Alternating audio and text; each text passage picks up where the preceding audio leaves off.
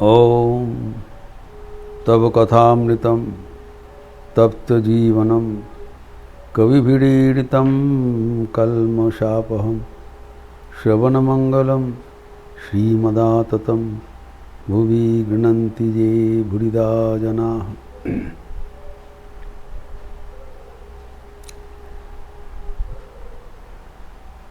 गोपाल की माँ के अद्भुत आध्यात्मिक अनुभूति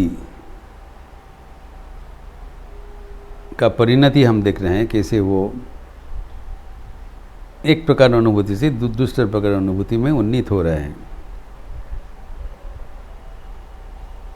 पहले इष्ट दर्शन हुआ, फिर वही इष्ट को चारों ओर देखा, एवं इसके बाद वही इष्ट के साथ वो अनुक्षण विचरण कर रहे हैं। प्रयोजन अनुसार उनके साथ बातचीत कर रहे हैं, कथोपकथन कर रहे हैं। तो गोपाल के साथ जो उनको अभिन्नता, इष्ट के साथ अभिन्नता, इसके बारे में भगवद गीता में जो श्लोक उद्धृत हुआ है वो उनके जीवन में दिखाई पड़ रहा है। शास्त्र हमारे एक थियोरिटिकल बात नहीं है, जो साधकों का जीवन में जो दिखाई पड़ता है, अनुभूति है, वही दलील है शास्त्र का। जो भगवद गीता के जो 6ठ अध्याय के 30वां श्लोक हम लोग उद्धृत किया था, 630, जो माम पश्यति सर्वत्र सर्वं च मयि पश्यति तस्य हम न प्रणश्यामि सच में न प्रणश्यति। जो ऐसी साधन जीवन के परिणति स्वरूप चारों ओर उनके इष्टों को ही दर्शन करते हैं, तो कभी उनसे हमारा छुटकारा नहीं होता है, अदृश्य नहीं होते हैं। तो भगवान के साथ अगर किसी का जो संग है, कंपनी है, वो कांस्टेंट हो जाता है, चिरंतन हो जाता है, कंटिन्यूअस हो जाता है, बराबर के लिए हो जाता है, तब वो और किसी से डरता नहीं। भगवान लाभ जो हम सोचते हैं कि भगवान, व्हाट इज़ भगवान लाभ, ईश्वर दर्शन मतलब क्या है। ईश्वर दर्शन अगर किसी को होगा तो उसका 3 लक्षण होता है जो गोपाल माँ का जीवन में दिखाई पड़ता है। एक है वो आनंद में भरपूर रहेगा। जो गोपाल माँ को देखते हैं, कहते हैं मैं तो आनंद में आत्महारा है। जब गोपाल को दर्शन करते हैं, चारों ओर जब दर्शन करते हैं, और भी आनंद ज़्यादा है, जो माहेश का रथ में हुआ था। फिर निरंतर उनको दर्शन कर रहे हैं, सर्वदा आनंद में भरपूर है। दूसरा है वो भयहीन हो जाएंगे, निर्भय हो जाएंगे। तो गोपाल माँ के जीवन में भी यही निर्भयता दिखा गया। कैसे, जो उसका उदाहरण है कामारपुकुर में, एक कामारहाटी में जहाँ वो रहते थे, तो वहाँ पर वो जहाँ पर उसका आश्रम था, आश्चर्य की बात है, वहाँ पर कोई भूत प्रेत रहता था, अशरीरी आत्मा, जिसका जिक्र स्वयं श्री रामकृष्ण किए हैं। जब श्री रामकृष्ण जीवित थे बहुत पहले, तब वो खुद ही गोपाल माँ का आह्वान से दक्षिणेश्वर से कामारहाटी जाके एक दिन उपस्थित हुआ, और संगे साथ में वो राखाल महाराज को भी ले गया। उस समय साथ में ले गया। तो सुबह में पहुंचा 10 बजे लगभग, टाइम उल्लेखित है, 10 बजे पहुंचा। तो गोपाल के माँ तो बहुत खुश हो गए, ठाकुर आए। तो जो उनके हाथ पे था थोड़ा वो तो रंधन करके बना के ठाकुर को भोग लगाया। तो भोग लगा है, तो भोग लगाने के बाद वो विश्राम कहाँ करेगा, एक दो तला में एक कमरा था, मंदिर कर्मचारी को बुला के खुला दिया। वहाँ पर ठाकुर और राखाल महाराज का वो बिस्तरा लगा दिया, नया चादर लगा दिया, करके उनको जो विश्राम का बंदोबस्त किया। तभी उस समय ठाकुर जब विश्राम करने के लिए जा रहे हैं, तब बहुत बदबू उसको नाक में आया।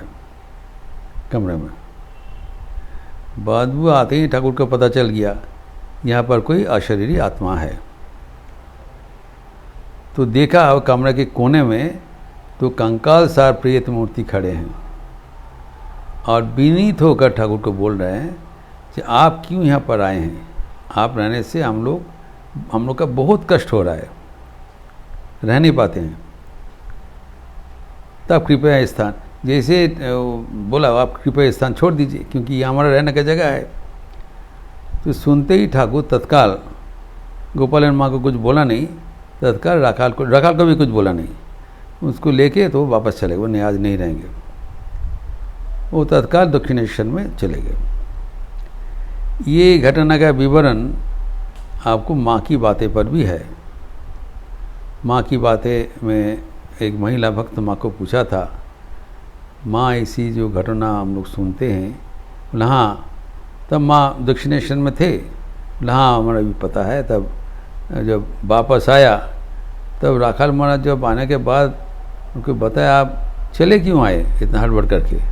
तब ठाकुर बताया अरे वहाँ पर एक भूत, 2 भूत था, वो हमको बोला है। तो राखाल महाराज बोला है कि भले ही आप वहाँ पर मुझे नहीं बताया देता, मैं दांत कपड़ी लेके देता, I would have fainted if I heard that I was in front of 2 ghosts। तब तो हमारा सब हो जाता। अब भले ही आपको नहीं बोला, बच्चा थे राजा महाराज, राखाल बालक सुलभ थे। तो माँ को एक प्रश्न किया था उन लोग, ये प्रसंगांतर है तो बहुत मार्मिक है। ये हमारे प्रश्न होता है कि ये जो अशरीरी प्रेतात्मा है, तो ये बोला तुम चले जाओ, वो चले गए ठाकुर, तो उनको क्या हुआ, उनको तो कुछ।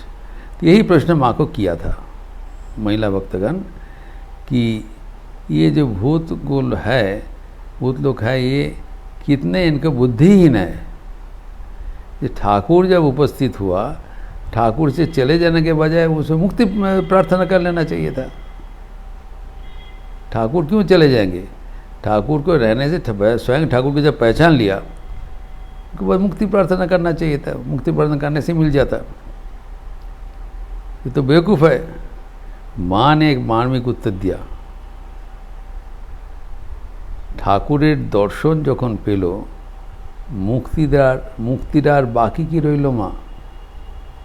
जब ठाकुर को ही दर्शन पा लिया तो मुक्ति को बचा क्या। ठाकुर का दर्शन मात्र ने तो आपको ये होगा, मुक्ति होगा। तो मुक्ति उनका करतलगत हो गया, लेकिन उनका कुछ समय इस प्रेत शरीर में उनका जो इच्छा अनुसार ठाकुर को बोला तो कुछ दिन उनको रहने का ठाकुर ठीक है, वो चाहते हैं छोड़ दिया। अभी बात है ठाकुर गोपालन माँ को कुछ नहीं बोला, कारण उसमें लिखा हुआ है कि गोपालन माँ को वहाँ पर रहना पड़ेगा। अगर वो जान जाए या भूत प्रेत है तो उनको कैसे रहना मुश्किल होगा, और उनका तो कोई दूसरा जगह नहीं है रहने का। लेकिन बाद में गोपालन माँ को भी पता चला, लेकिन तब भी गोपालन माँ स्थान छोड़ के नहीं गया। कारण वो कहा करते थे हमारा डरने का कुछ बात नहीं है, गोपाल तो हमारा साथ है। यही है बात, जब भगवान का सान्निध्य मिल जाता है तब हम भयहीन हो जाते हैं, जो कि गोपाल माँ का हुआ था। इसका भी उल्लेख है उनके जीवनी में। जब उनकी एक बार डिसेंट्री हुआ था, आमाशय गोपालन माँ की, तो तब वो निवेदिता 1901 ईस्वी में, तारीख भी है, निवेदिता उनको तो स्कूल से एक सेविका को भेज दिया, जाके तुम गोपाल माँ के साथ रात में रहना। तो सेविका जब आए तो अब गोपालन माँ बोला तुम क्यों इधर आए, तुमको तो यहाँ पर रहना बहुत मुश्किल होगा, तुम क्या रह सकोगे। बोला हाँ रहेंगे। बोले देखो मैं पहले ही बता दे रहा हूँ, यहाँ पर नाना प्रकार का दूसरा प्राणियों हैं, तुमको अगर डर नहीं होना चाहिए। अगर कोई ऐसी प्राणी का कोई तुम्हारा तुम देखोगे कि या तुम्हारा याद होगे, तुम्हारा महसूस होगा, तब इष्ट मंत्र जप करना, भगवान का नाम लेना। मैं पहले ही बता दे रहा हूँ, चेतावनी हो सकता है। तो वो इतना विश्वास नहीं किया, वो सोचा गोपालन माँ क्या बोल रहा है। लेकिन रात में वो सेविका ने उल्लेख किया, रात में वो ताज्जुब बन गए, इतना आवाज़ हो रहा है दूर दार ही, तो उनको तो रहना मुश्किल हो गया। उन्होंने सोचा तो ठीक है, गोपाल वर्मा तो बताया, तो अभी रात में क्या करे और कुछ नहीं कर पाया, बहुत भाई भी तो कहते रात में तो नींद नहीं हुआ बिल्कुल। तो दूसरा दिन वो गोपाल वर्मा को बोला जी ऐसी होता, मैंने हाँ वैसी है, तो वो मैं तो गोपाल के साथ रहती हूँ ना, हमारा कोई असुविधा नहीं है। तो भगवान के पास रहने से इसे निर्भय हो जाएगा। एक तो है कि उनका मन आनंद से भरपूर रहेगा, दूसरा है भयहीनता, फियरलेसनेस एंड डिवाइन ब्लिस। और तृतीय लक्षण है परिपूर्णता, और कुछ नहीं चाहिए, संतोष हो जाता है, संतुष्ट हो जाता है। हमारे जीवन में दी अतृप्ति रहता है, there is some that unfulfilment of desire, जो कामना वासना का अतृप्ति रहता है, लेकिन भगवान प्राप्ति होने से सब कुछ पूर्ण हो जाता है। ये भगवद गीता में ही कहा हुआ है, same chapter verse chapter 6 verse 22 and 23, यहाँ पर भगवान ये ईश्वर प्राप्ति का लक्षण बताते हैं। क्या होता है, जम लब्ध्वा चापरम लाभम मन्नते नादिकम तथा जस्में स्थितो न दुखे न गुरुनापि विचल्यते। जो अवस्था प्राप्त करने से और अन्य कुछ और प्राप्ति का अवशेष नहीं रह जाता है, ये बिकम फुल, परिपूर्ण, और इससे अधिक कुछ प्राप्ति के लिए कोई लालसा नहीं रहेगा। एवं जो अवस्था प्राप्त होने से गुरुतर दुख का अवस्था भी वो विचलित नहीं होगा। ये तो कोई सुख का वातावरण नहीं है, इतना भूत प्रेत के भीतर एक अकेला रमणी को रहना है, लेकिन वो उसका विचलन नहीं होता। He not be perturbed, he not be disturbed. और क्या है, तम विद्या दुख संयोग वियोगम। हमारे जो दुख है वो तो हमारा सहजात नहीं है, हम तो आनंद स्वरूप है। दुख is something additional comes from outside. हमारे तो भीतर सुख ही सुख है, आनंद, हम लोग तो आनंद स्वरूप। तो दुख जो इंपोर्ट करते हैं हम लोग बाहर से, वो जो संयुक्ति वियुक्ति हो जाता है, दुख हमें स्पर्श नहीं कर पाते। जो पद्म पत्र में अगर आप पानी डालोगे, उसके साथ पद्म पत्र का कोई संपर्क नहीं है, वो कभी संयुक्ति नहीं होगा। संयुक्ति करने से भी वियुक्त हो जाएगा, गिर जाएगा। वैसे ही व्यक्ति को जो ईश्वर को दर्शन किया है, दुख को संयोग वियोगमयी अवस्थिति है। जो दुख का जो संयुक्त हुआ है वियुक्त हो जाएगा। स्वनिश्चयन युक्तव्यो योगो अनिर्भिन्न चेतसा। तंग विद्या दुख संयोग वियोगम, योग संगीत है, इसको योग कहलाता है। वो प्राप्त होने क्या होगा, उसको ही तब और कोई दुख नहीं रहेगा, एवं वही प्राप्ति होना चाहिए, वही जीवन का लक्ष्य होना चाहिए। तो गोपाल वर्मा का जीवन में हम देखते हैं कि ऐसी एक ओर से निर्भय, दूसरे ओर से वो आनंद में भरपूर, एवं तीसरे ओर से उनका सब परिपूर्णता। कोई भी कुछ देने चाहने से देने अगर इच्छा करते थे तो कहते हैं आमाकार की दीवी, गोपाल सब दिए, I don't require anything, Gopal has provided everything. इतना वो जो वैराग्य था, जब कोई घनिष्ठ जन बहुत ही जिक्र करते थे कुछ तो लेना ही पड़ेगा, तो कहते कुछ सूखा करेला ले आना, कोटे सुख न उच्छे नहीं आशीष। उनका भोजन में बहुत सिंपल था, तो चावल और जो आलू उच्छे का एक सीध करके थोड़ा जो एक सब्जी लेके खा लेते थे, वो भी एक बार चावल खाना है। तो ये कहते हैं हमारा कुछ ज़रूरत नहीं है, ये परिपूर्णता है। लेकिन गोपाल के साथ उनका जो विचरण है वो एकदम मार्मिक था। जब वो बलराम बाबू का मकान में कभी कभी आया करते थे, तब वहाँ पर वो कोई मिठाई का दुकान में चले जाते थे। तो कहती मिठाई के दुकान में क्यों जा रहा है? जाते समय सब देखते हैं कि जैसे रामानुजन एक बच्चा को कोख में लेके चलते हैं थोड़ा टेढ़ा होके, वैसे करके वो चलते हैं। एवं कुछ वो किसी से बहस कर रहे हैं, ये तुम खाने चाहते हो, नहीं ऐसे नहीं चलेगा, इतना नहीं चलेगा, कैसे खाओगे, मतलब बातचीत करते हुए उनको कुछ समझा रहे हैं।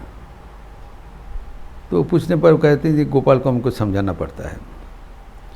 वैसे ही उनका पास रहने के लिए एक बार राजा महाराज एक बालक लड़का को भेज दिया, मैंने अच्छे बालक को भेज दिया, मैं थोड़ा सेवा करूँ।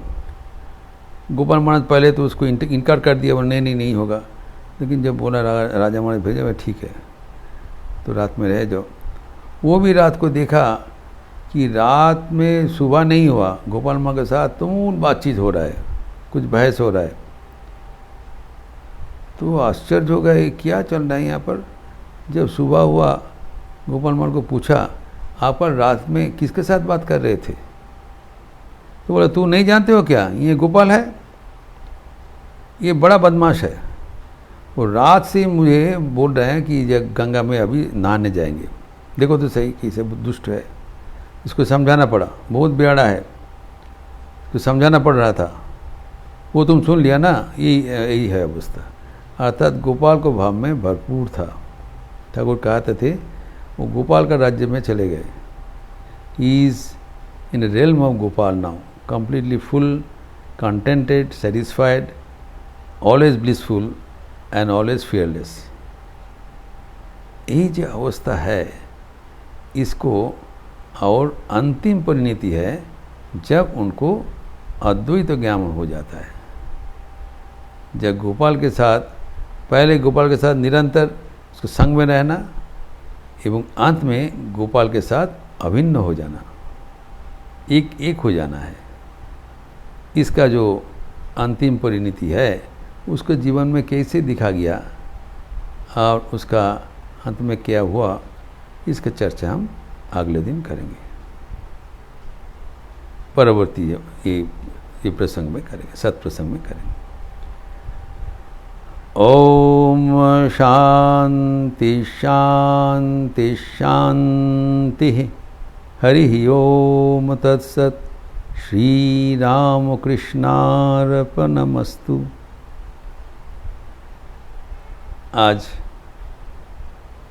पंचमी का शुभ दिन है और काल से ही शुरुआत होगा अनुष्ठानिक पूजा, षष्ठी का षष्ठादि कल्पारंभ, देन बोधन, आमंत्रण अधिवास इत्यादि कार्यक्रम अनुसार। और लेकिन आज भर हमारा जब मठ का जो साप्ताहिक कार्यक्रम वो भी चालू रहेगा। उसमें से सुबह में शारदा संघ का क्लास नहीं होगा, लेकिन शाम को संध्या रीति के उपरांत नारद भक्ति सूत्र को सत्र होगा। आप लोग सब स्वागत है।